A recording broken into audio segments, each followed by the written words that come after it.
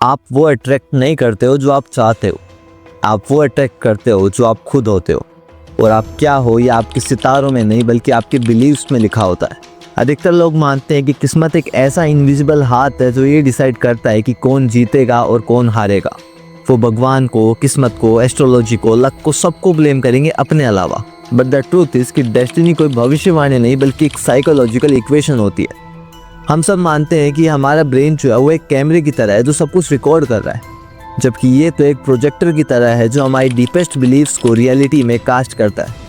अगर आप मानते हैं कि आप अनलकी है तो आपका ब्रेन इसे सही प्रूव भी कर देगा, और अगर आप मानते हैं कि आप ग्रेटनेस के लिए पैदा हुए हैं तो आपका ब्रेन इसे भी सही प्रूव करने के एविडेंस ढूंढने में लग जाएगा। जब आप कहते हैं कि हर बार ये मेरे साथ ही क्यों होता है, या फिर आप ये नोटिस करते हैं कि लाइफ आपको बार बार अलग अलग तरह से सेम लेसन ही सिखा रही है, तो ये कोइंसिडेंस नहीं है बल्कि आपका बिलीफ सिस्टम अपनी स्क्रिप्ट को रीप्ले कर रहा है।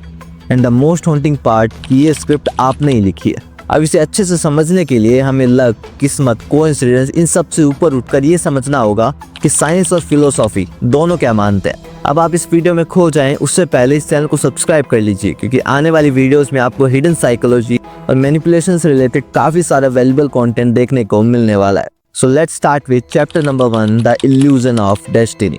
एक आदमी जो हमेशा कहता रहता था कि मैं कुछ भी कर लूँ, वो चीज़ें मेरे लिए वर्कआउट करती नहीं है, वो इसको प्रेयर की तरह रखता रहता था, रिपीट करता रहता था अनटिल ये दुनिया भी इससे एग्री करने लग जाए। हर अपॉर्चुनिटी उसके हाथों से फिसल जाती थी, हर रिस्क उसको बैकफायर कर जाता था। लोग इसको बैड लक कहते थे, बट ये बैड लक नहीं, एक लूप है। प्यार, सक्सेस, फेलियर, सेल्फ वर्थ, किसी भी चीज़ से रिलेटेड आपके जो भी बिलीव्स आप होल्ड करते हैं वो आपके इस बायोलॉजिकल सॉफ्टवेयर की कोडिंग बन जाती है। आपका ब्रेन पूछता भी नहीं है कि ये सही भी है या गलत, वो बस अपने प्रोग्राम को फॉलो करता है। You don't see the world as it is, you see the world as you are. इसीलिए जो ये मानता है कि लोगों पर भरोसा नहीं करना चाहिए, उसे हमेशा डिसऑनेस्ट लोग ही मिलते हैं। जो ये कहता रहता है कि मेरे पास तो पैसे टिकते ही नहीं है, वो स्टेबिलिटी आते ही अनकॉन्शियसली उन्हें स्पेंड कर देता है। न्यूरोसाइंस इसे कंफर्मेशन बायस कहती है, हमारे पुराने ग्रंथ इसे कर्मा कहते हैं।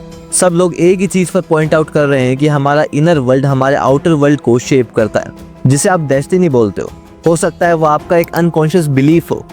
जिन लोगों को आप अट्रैक्ट करते हो, जो चांसेस आप लेते हो, जो चीज़ें आपके साथ होती रहती है, वो सब एक ग्रेविटेशनल सेंटर के अराउंड रिवॉल्व करती रहती है। And that's what you believe you deserve. So may be destiny कोई एक ऐसा डिवाइन प्लान नहीं है जिसको आपको डिस्कवर करना है, बल्कि ये तो एक ऐसी साइकोलॉजिकल पैटर्न है जिसको आपको रिकॉग्नाइज कर फिर से लिखना है। अब इसे और डीप में समझने के लिए आपको ये समझना होगा कि आपके बिलीव्स आपके माइंड के सिर्फ एक सिंपल थॉट्स नहीं होते हैं, बल्कि ये तो आपके इस बायोलॉजिकल सॉफ्टवेयर का ऐसा कमांड होता है जो आपके परसेप्शन को, आपके डिसीजंस को और इवेंचुअली आपकी रियलिटी को रीवायर करते हैं। और यहाँ से हम आते हैं हमारे सेकंड चैप्टर पर, जो है द साइंस ऑफ बिलीफ। इसको ऐसे समझिए कि आपका ब्रेन एक ऐसा प्रेडिक्टेबल सॉफ्टवेयर है जो कॉन्स्टेंटली ये प्रेडिक्ट करता रहता है कि आगे क्या होने वाला है। और ये पूरा सिस्टम एक ऐसे स्ट्रक्चर से गवर्नड होता है जिसे रेटिकुलर एक्टिवेटिंग सिस्टम या फिर RAS कहते हैं। अब ये RAS एक फिल्टर की तरह काम करता है जो ये डिसाइड करता है कि क्या चीज़ आपके अटेंशन को डिजर्व करती है और क्या नहीं, based on priorities and beliefs you hold. Neuroplasticity इस प्रोसेस को और डीप लेकर जाती है। हर रिपीटेड थॉट, हर रिपीटेड बिलीफ से आपके न्यूरल पाथवेज और मजबूत होते हैं। जब कोई मानता है कि मैं तो बहुत अनलकी हूँ, तो ये सिर्फ एक मेटाफोरिकल स्टेटमेंट नहीं है, बल्कि उनका ब्रेन लिटरली हेल्पलेसनेस के सर्किट को रीइंफोर्स करता है और उन्हें फेलियर्स के लिए और सेंसिटिव बना देता है और उन्हें सेल्फ डाउट से भर देता है। वहीं दूसरी तरफ पॉजिटिव बिलीफ्स आपके पाथवेज को रीशेप करते हैं, आपके परसेप्शन को शार्प बनाते हैं और आपकी डिसीजन मेकिंग को और स्ट्रॉन्ग करते हैं।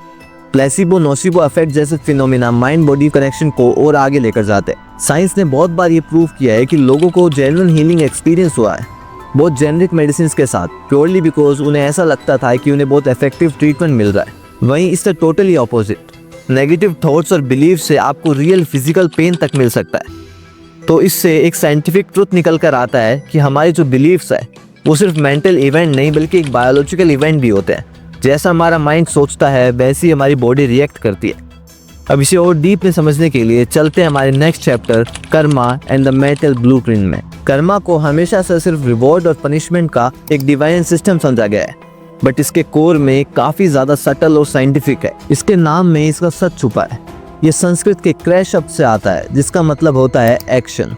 हर एक्शन एक सटल मार्क छोड़ता है जो चुपचाप आपके माइंड के आर्किटेक्चर को शेप करते हैं। और ये मार्क सिर्फ मोरल जजमेंट नहीं होते हैं, बल्कि ये कॉग्निटिव ट्रेसेस होते हैं जिनसे आगे चलकर आपके बिहेवियर, परसेप्शन और अल्टीमेटली आपकी डेस्टिनी का ब्लूप्रिंट तैयार होता है। जैसे भगवद गीता भी कहती है कि a man is made of his beliefs, as he believes so he becomes. Modern neuroscience भी इसको थोड़ा एक्सप्लेन करती है कि रिपीटेड थॉट्स और बिलीफ से आपके सर्टेन पाथवेज और मजबूत होते हैं, जिससे सर्टेन रिएक्शंस, आउटकम्स और आपके लाइफ के रिएक्शंस जो हैं वो ऑलमोस्ट फिक्स हो जाते हैं। जो इंसान कॉन्स्टेंटली बिट्रेड फील करता है, उसकी किस्मत उसको पनिश नहीं कर रही होती है, बल्कि उसका इनर वर्ल्ड इस तरह से वायर्ड हो चुका होता है कि वो इवेंचुअली ऐसे ही लोगों और सिचुएशंस को अट्रैक्ट करता है। अब कर्मा उस पर ऊपर से नहीं थोपा गया है, वो उसके अंदर से आया है। पुरानी विजडम और मॉडर्न साइंस के बीच का ब्रिज बिल्कुल क्लियर है। एक्शन से आपके मेंटल मार्क्स बनते हैं, मार्क्स से आपके न्यूरल पाथवेज बनते हैं, न्यूरल पाथवेज से आपके परसेप्शन बनते हैं और परसेप्शन से इवेंचुअली आपकी डेस्टिनी बनती है। Our next chapter is the script you don't know you are writing. अधिकतर चीज़ें जो हमारी लाइफ को चलाती है ना, वो सरफेस लेवल के बहुत नीचे होती है। वो ऐसे अनकॉन्शियस बिलीफ होते हैं जो आपके कॉन्शियस माइंड में आए बगैर आपकी लाइफ को शेप करते हैं। I am not lucky, I am not worthy, मुझे तो हमेशा स्ट्रगल करना पड़ता है। ये सारी चीज़ें आपके सर्कमस्टांसेस से नहीं, बल्कि आपके बैकग्राउंड में चल रहे प्रोग्राम की वजह से आती है, जो इवेंचुअली आपके अटेंशन, आपके रिएक्शन और आपकी लाइफ को, आपके परसेप्शन को गाइड करते हैं एज एन एल्गोरिदम। अब एक ऐसे इंसान के बारे में सोचिए जो गरीबी में पैदा हुआ है। उसने ये डिसाइड कर लिया, उसको पता है कि वो गरीबी में ही मरेगा, तो अब उसके सामने से हर अपॉर्चुनिटी फिसल जाती है, वो उन पर ध्यान ही नहीं देता है। अब उसकी किस्मत ने उसको नहीं बांध रखा है, बल्कि उसकी आइडेंटिटी ने उसको स्ट्रगल से बांध रखा है। उनकी इनर स्क्रिप्ट ने उनके सेल्फ को स्कैर्सिटी के साथ जोड़ लिया है, जिससे अनकॉन्शियसली वही सेम पैटर्न रिपीट होता रहता है। अपनी book the power of your subconscious mind में जोसेफ मर्फी बहुत क्लियरली एक्सप्लेन करते हैं कि आपका सबकॉन्शियस माइंड रीजन नहीं मांगता है, वो सिंपली वही एक्सेप्ट कर लेगा जो आप उसको दोगे। तो अब इससे एक बहुत क्रिटिकल पॉइंट निकल कर आता है कि अगर आपके बिलीफ से आपकी डेस्टिनी को लिख रहे हैं, तो सवाल ये बचता ही नहीं है कि आपके साथ क्या हो रहा है। सवाल ये बचता है कि आप अब क्या स्टोरी लिखना चाहते हैं। आपकी लाइफ को चेंज करने की पावर उस स्क्रिप्ट को फिर से लिखने में है जो आपकी लाइफ को अब तक डिक्टेट करती आई है। तो अब जब ये सारी चीजें समझ में आई गई है, तो अब बचती है अपनी डेस्टिनी को रीप्रोग्राम करना। तो उसके लिए चलते हैं हमारे नेक्स्ट चैप्टर रीप्रोग्रामिंग डेस्टिनी पर। अपनी लाइफ की ट्रेजेक्टरी को चेंज करना एक अवेयरनेस के साथ शुरू होता है। सबसे पहले आपको अपने आप को बिना किसी जजमेंट के ऑब्जर्व करना है। आपके उन बिलीव्स, थॉट्स और इमोशनल रिएक्शंस को लिखना है जो बार बार आपके माइंड में रिपीट होते रहते हैं। पूछो अपने आप से कि मैं खुद को क्या स्टोरी बता रहा हूँ। जब आप अपने इन पैटर्न्स को कॉन्शियस लाइट में लेकर आएंगे, तो आपका सबकॉन्शियस माइंड अपनी ग्रिप ढीली करना शुरू कर देगा, and it is the first step of reclamation. फिर आता है बिलीफ रिवर्सल। एक बार जब नेगेटिव या लिमिटिंग बिलीफ आइडेंटिफाई हो जाता है, फिर उसको कॉन्शियसली पॉजिटिव के साथ रिप्लेस करना होता है। उसे फील करो, उसे इमेजिन करो, उसे मेंटली जियो, और ग्रेजुअली आपका माइंड भी उस पाथवे को एक्सेप्ट करना शुरू कर देगा। और इस चीज़ को न्यूरोप्लास्टिसिटी भी प्रूव करती है। अब third step is identity upgrade. सिर्फ अफर्मेशन से कुछ नहीं होगा, आपको बिलीफ लाना पड़ेगा।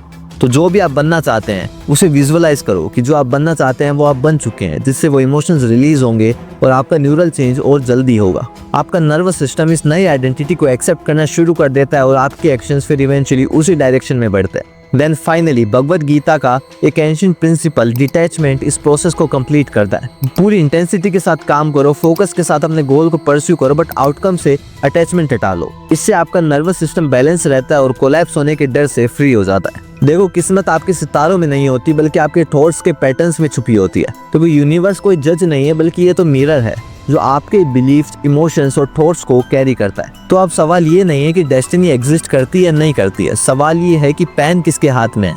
आपकी लाइफ की स्टोरी कौन चला रहा है, कौन लिख रहा है। तो अगर आपको इस वीडियो से जरा से भी वैल्यू मिली तो इसे लाइक करके चैनल को सब्सक्राइब कर लीजिए, क्योंकि आपके भाई को आपकी जरूरत है और इस दुनिया को सही नॉलेज की। Thank you very much.